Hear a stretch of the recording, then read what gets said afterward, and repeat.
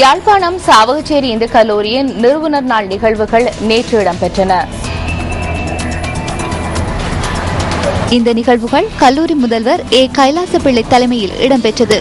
1903ஆம் ஆண்டு ஆரம்பிக்கப்பட்ட இந்த கல்லூரி 110வது வருடத்தை பூர்த்தி செய்துள்ளது.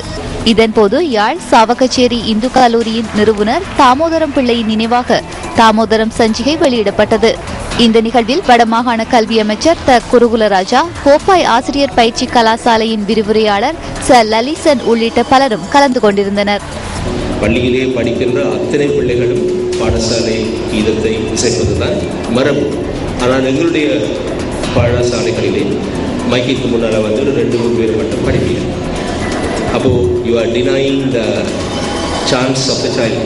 அந்த பாடசாலை பிள்ளைகள் தங்களுடைய ஒரு பெருவிழாவிலே நானும் எழுந்து நின்று 2 கைகளையும் சைக்கிளை விட்டு பக்கத்தில் வச்சு நிமிர்ந்து நின்று என்னுடைய பாடசாலை கீதத்தை நான் படித்தேன் என்ற அந்த உணர்வு அவர்களுக்கு இல்லாமல் போய்விடும்.